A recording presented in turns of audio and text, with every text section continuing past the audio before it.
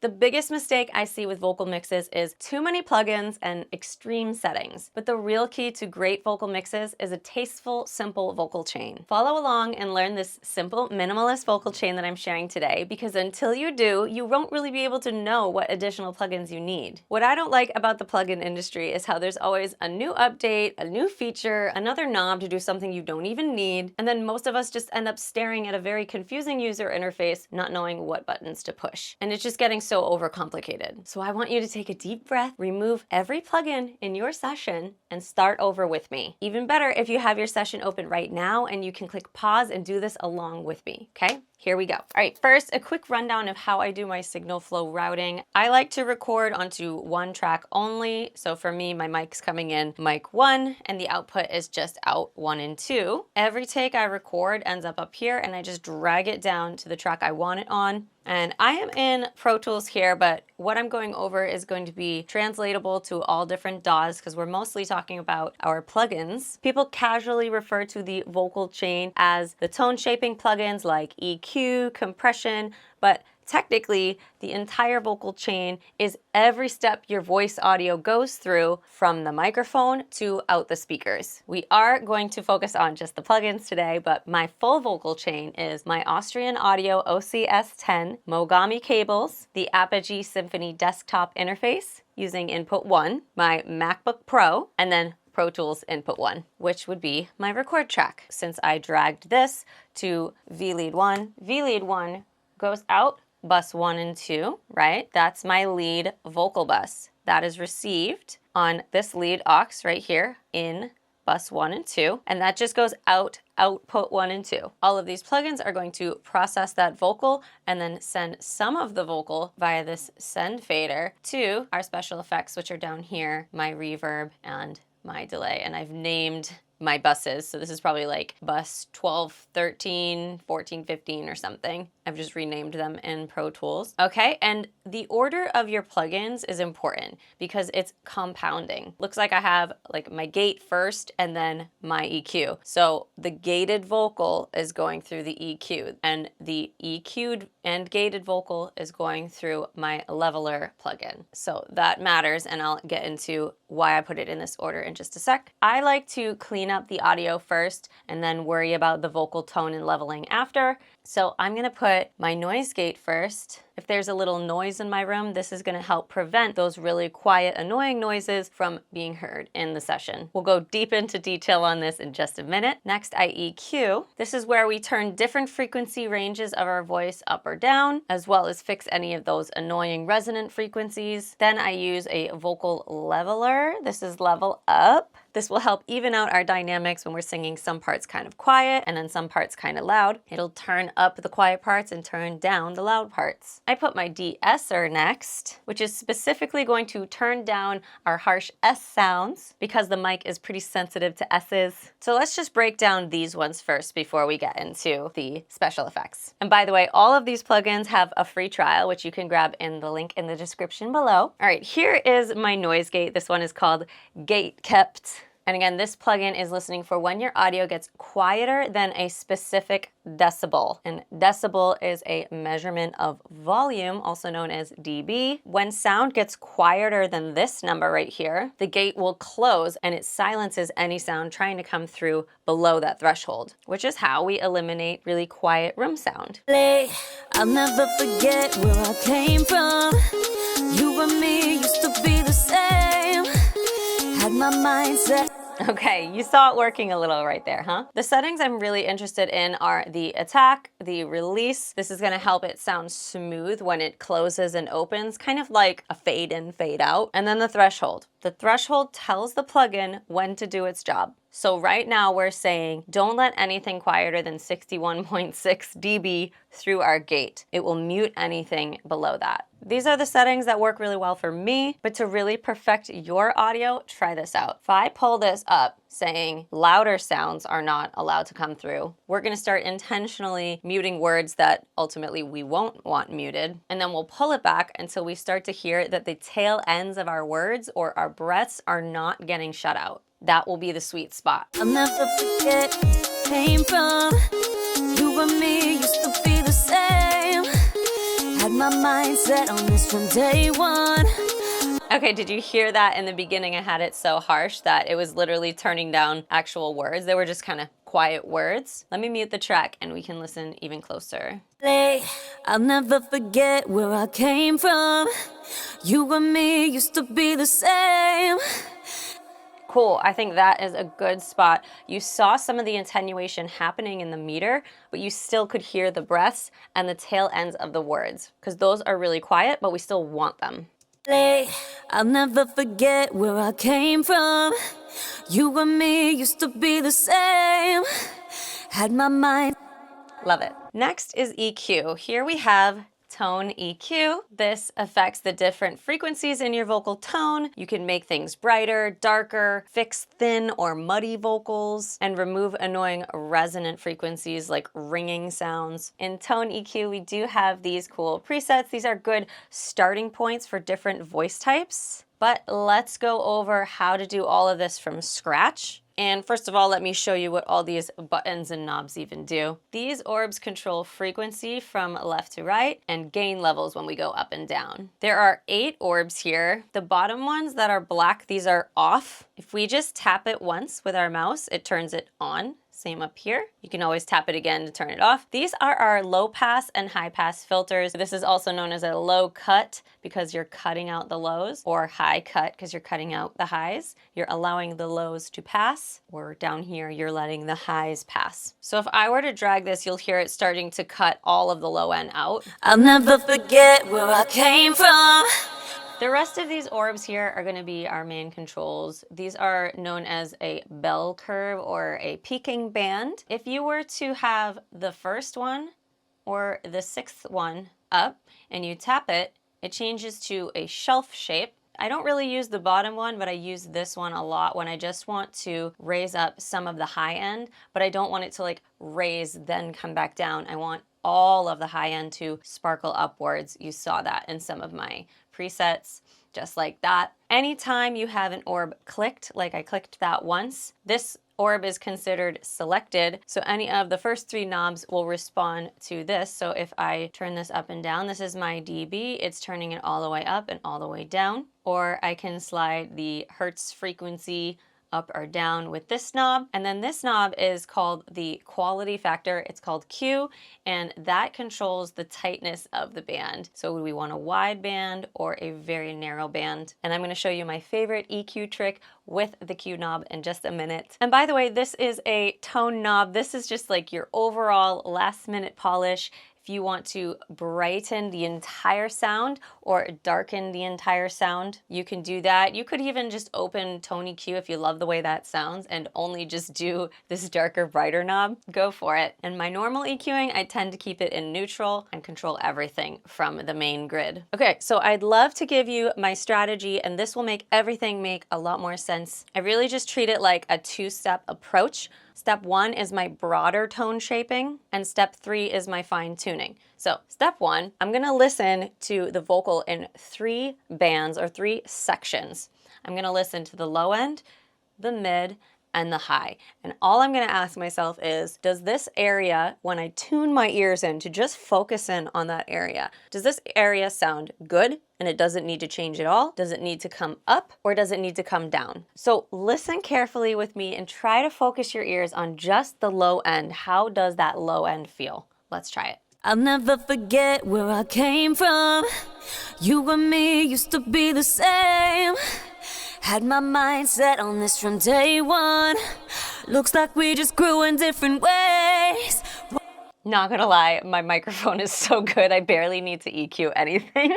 Since I wasn't really sure what to do, I started playing with, well, what does it sound like if I bring it up? What does it sound like if I bring it down? Did I like the way that change sounded? I kind of liked a little bit of the low end being brought down. And then one other thing that a lot of people do, there's kind of mixed opinions on this, but some people like to turn on this low pass and just cut some of the bottom because our vocals don't really have any harmonic content below like 50 hertz. So just cutting some of that out helps reduce a little bit of like maybe some room sound, some hum in the room or whatever. And by the way, since I have my high pass selected right now, it's changed from the Q to slope. So we've got 12 decibels per octave all the way up to 60. Basically, it's just changing the shape of the slope. Maybe 36 is where I want it. That looks good. Let's take that back a little too. All right, and now I'm gonna focus my ears on just the center section, okay? I'll never forget where I came from. You and me used to be the same. Had my mind set on this from day one. Looks like we just grew in different ways. Kind of felt like a little dip here gave it more clarity, in my opinion. The 1K area definitely tends to have some like nasal or annoying kind of tones in the voice, so we do see that dipping a lot. I'm not loving how wide this is. I might narrow it just a little, like that. I'll never forget where I came from. Okay, now can we tune our ears to just the high end? How do you like this high end? I'll never forget where I came from. You and me used to be the same. Had my mind set on this from day one. Looks like we just grew in different ways. White picket looking average.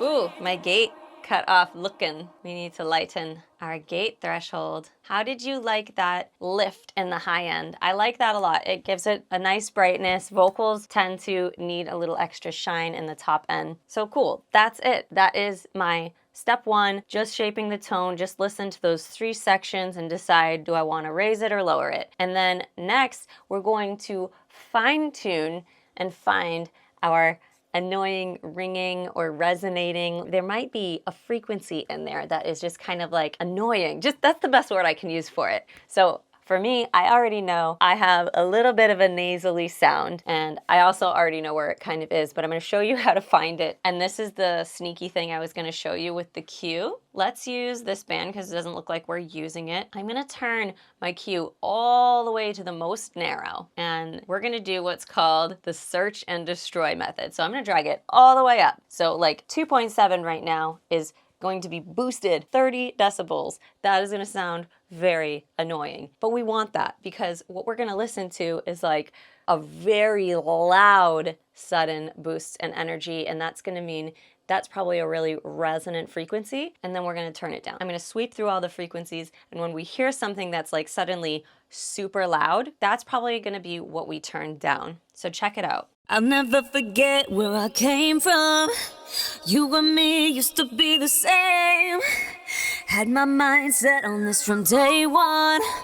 Looks like we just grew in different ways. Why? You had to hear that, right? Around like 2 to 3K, it suddenly got way louder than all the other little frequency boosts we were doing. So what I'm going to do here now, since I found the frequency I want to turn down, I'm going to use my fine tuning knob here and just turn the decibels all the way down. Well, not all the way down. I just want to notch it out a little bit. I don't want to remove too much harmonic content in this area because that's still also just like part of my voice that I do want, but it's really going to dip that annoying frequency right there. So hopefully it sounds a lot cleaner. I'll never forget where I came from. You and me used to be the same. Awesome. And that's really it. Just make tasteful, small adjustments to your EQ.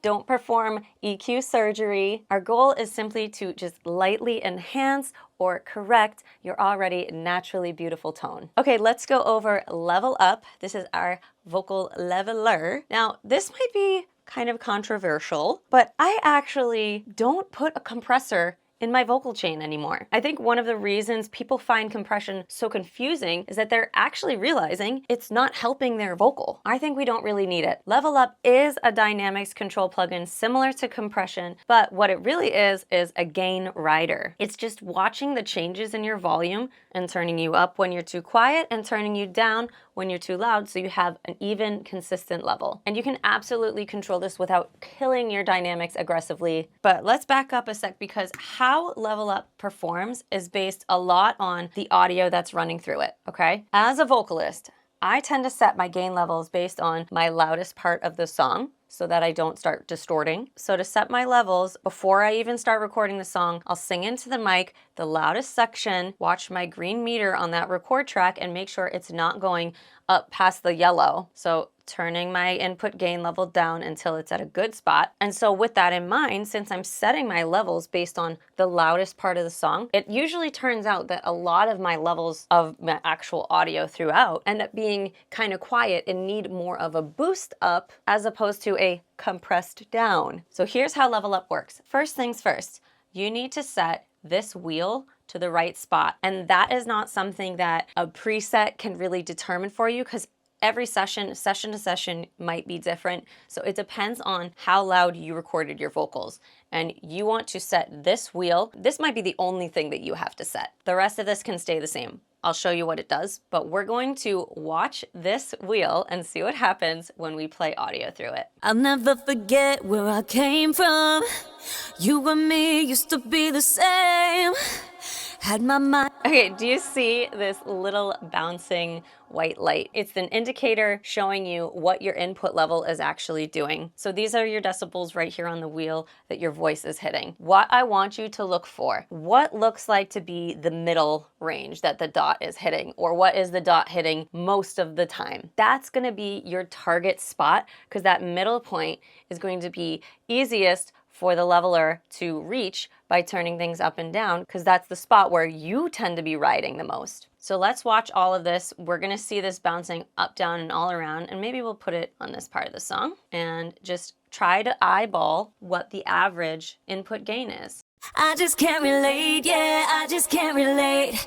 Way back in the day, yeah, we was flipping tapes. I just can't relate, yeah, I just can't relate. People gonna change now, I just can't relate. I'll never. Awesome, yeah, so it seemed like it's going about like 34 to 28. So I set the center to be -31, and that seems to be my average middle point. If that is the only thing that you end up doing to set level up, you will be pretty good. Okay, moving along, what else you're seeing right here? These big brackets on the left are designating your ride zone. So what you're saying is, okay, level up, keep me between these two brackets. I wanna be in this ride zone. So this is called the ride zone, and it corresponds with the decibels right here. I'm gonna play something and you're gonna see two different meters going on in the middle. The light faded meter is actually your input gain that is the same as the white indicator light that was bouncing, but the white opaque meter is going to be your already processed output of how level up is changing your volume. So take a look. I just can't relate, yeah, I just can't relate. Way back in the day, yeah, we was flipping tapes. So notice that opaque white was really staying inside these two brackets. The faded white was showing you how far out of our range, out of our ride zone, that your real vocal is going. So it's doing some great work here, keeping you a little more even. If you want to make sure that you have a more dynamic performance, you can keep this a little bit wider, okay? If you're like doing some EDM or like straight pop stuff, you might even want to keep it really tight. If you do that, you might start to hear a little more of a compressy sound, but I think you can get away with keeping this pretty tight and it will still sound really nice and even. I'm gonna keep it there. I'm gonna put it at like plus and minus 3 decibels. So I'm giving it plus or minus 3 decibels of my target zone, which we set here, 31. Keep my vocal within 3 decibels up and down from 31. I hope that was clear. And then lastly, this is just a louder slider. This will just make the overall already even vocal louder. So I think we have this factor defaulted to give you a plus 6 dB boost. You can go even louder if you want, up to you. You can also absolutely set it back to 0 so you have no more output gain. There we go. Actually, no, I want my plus 6, so give it back. I know that I'm competing with an instrumental that's already pretty loud, so I'm gonna take my 6 dB. Hope you like the way that sounds. Next, let's look at our de-esser, which we're putting last on the vocal chain. All right, this is less S. This is going to pick up all our harsh S's, SHs, maybe even some Ts, those sibilant sounds, so we don't pierce our listeners' ears. This is kind of like an EQ and a compressor in one, except we're picking such a narrow frequency band to compress when less S detects those S's. That's a lot of S's. One word of caution, suppressing your S's too much could make your S's disappear, or it could make you sound like you have a lisp. So This is very, very nuanced. We want to not overdo it, but we still want it to be effective. So check it out. This button here, right now it's set to H. If I click it, it changes our different presets based on typical voice types. I definitely need the high, not the high mid, or low. Most people are probably in the high mid.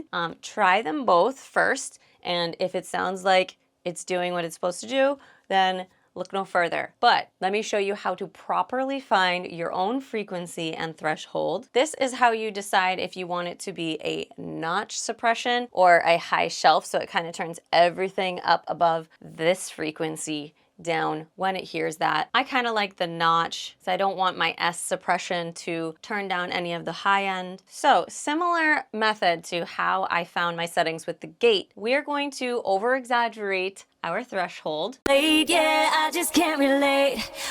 And we should solo this because the background vocals are not affected. Yeah, I just can't relate. Okay, that was too much. It was just actually turning the entire top end down. Yeah, I just can't relate. Way back in the day, yeah, we was... Okay, that's a good spot where it's definitely doing too much, but it's still not turning everything down. So we probably don't even need the threshold to go this low. But I'm listening for when I feel like it's hitting my S's, because right now it's turning down whatever is at 7.5.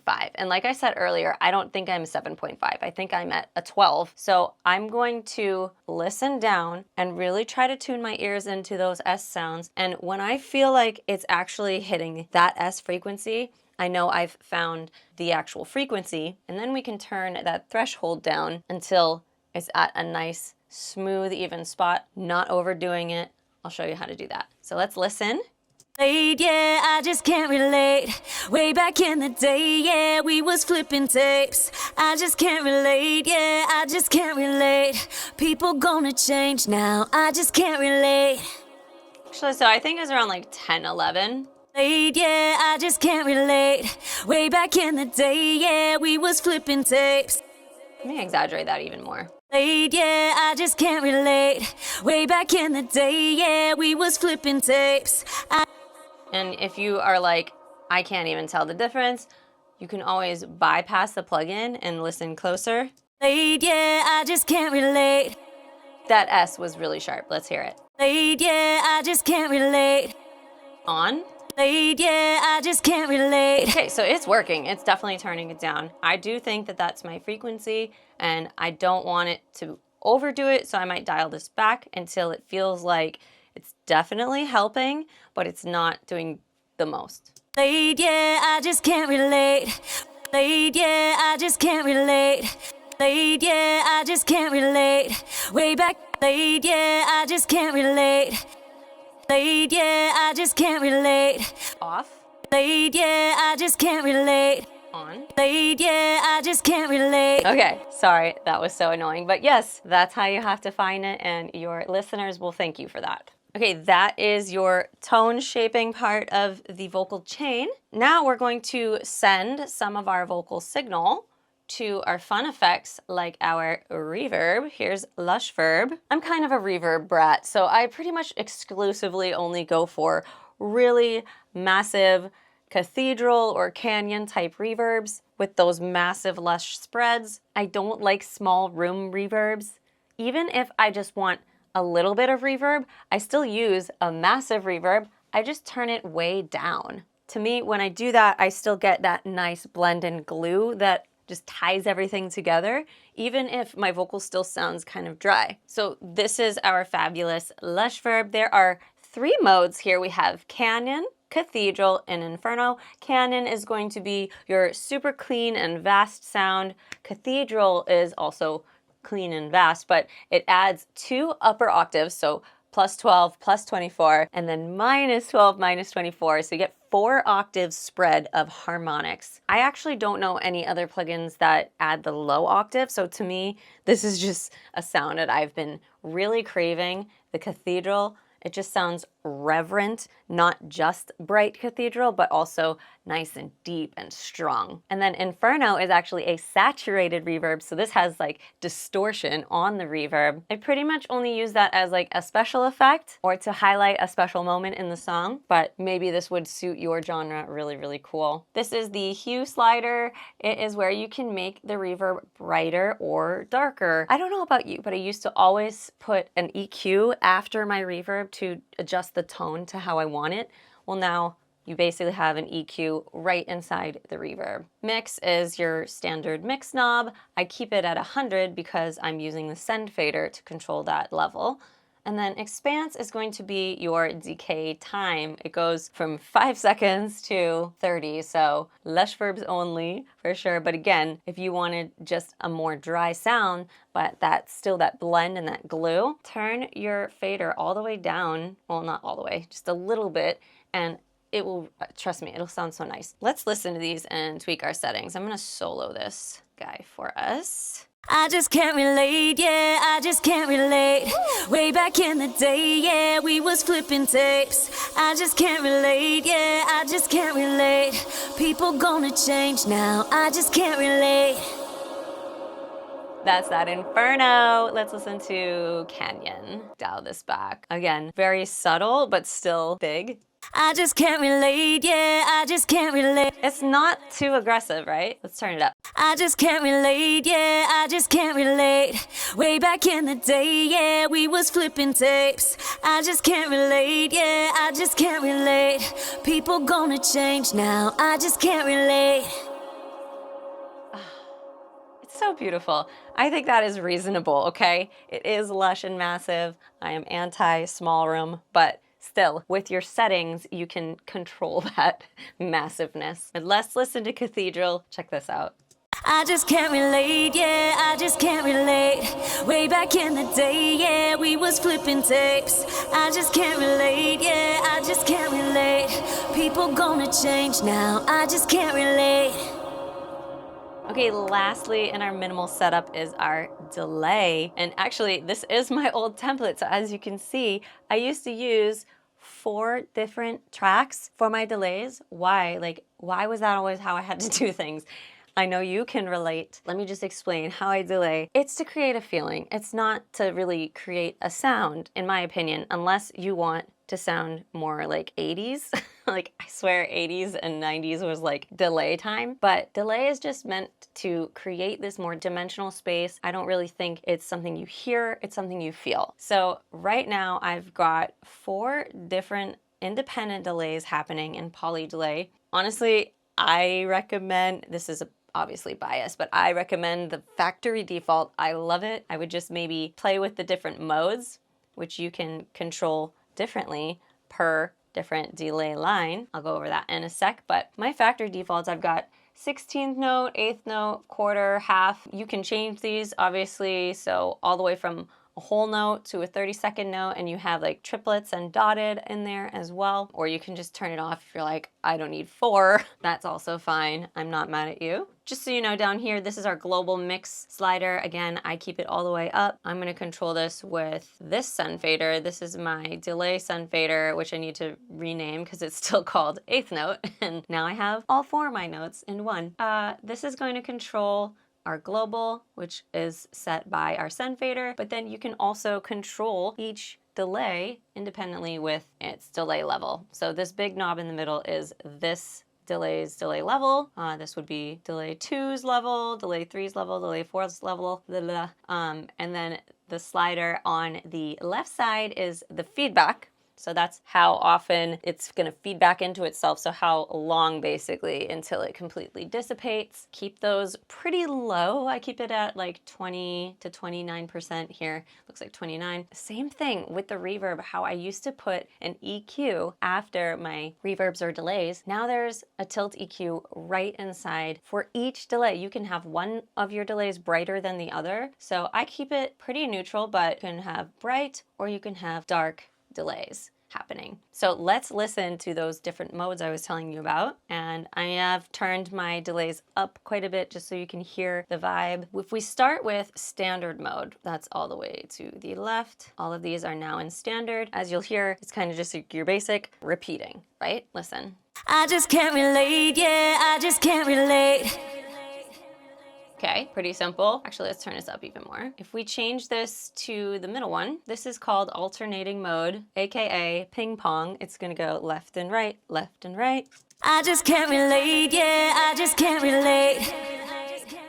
And if you notice that it immediately sounded a little more stereo, that's because it's really hard for a single vocal to sound so stereo because it is a mono signal. So the standard is gonna probably feel a little more centered, and then the ping pong is going to give it more of a left-right. So that is gonna instantly make it a bit wider. And then we have offset mode. And what offset mode does, I'll tell you something that's kind of happening under the hood here. Delays 1 and 3 are going to start in the left ear. Delays 2 and 4 start in the right ear. The first side that starts is going to start immediately, and then the second side, so it is kind of ping-pongy, the second side starts half of the note value that you've set, and then it continues at the note value you've set. So basically, for example, this is set at a half note, delay 4 starts in the right, so the right will start immediately, the left will start actually a quarter note later, but then it will still bounce at a half note. So it just creates this cool offset vibe. So check out what it sounds like. I just can't relate, yeah, I just can't relate. Cool, I think that's pretty cool. I think I'll probably use that one the most. I love it. Very unique. But again, in the mix, I'm gonna turn this down, you know? Let's listen. I just can't relate, yeah, I just can't relate. Way back in the day, yeah, we was flipping tapes. I just can't relate, yeah, I just can't relate. People gonna change now, I just can't relate. I'll never forget. You pretty much don't even hear the delay, but you feel it, and it gives it some great space, great mixing technique. We want to feel it, we don't want to hear it. Okay, one last thing. There is one plugin that I do put right on my track. I don't put any of those on the audio track themselves. I like to use the vocal buses, but the one plugin I like to put on the track is Auto Tune or Waves Tune, any of your automatic tunings, because these plugins, they work best monophonically. So you wouldn't want to put this on a track that is collecting like multiple background vocals because it's not going to decipher the polyphonic content very well. So you want auto-tune on each individual track so that it can just focus on that one vocal at a time. Yeah, so that is our minimalist vocal chain, and that's how I mix my vocals. Again, you can get a free trial of all of these in the description below. Go try them out. Let me know how you like them. Make sure you're subscribed. Tap in with me on Instagram. In this playlist here, you'll find more essential vocal production tutorials. Thanks for watching, and I'll catch you in the next video.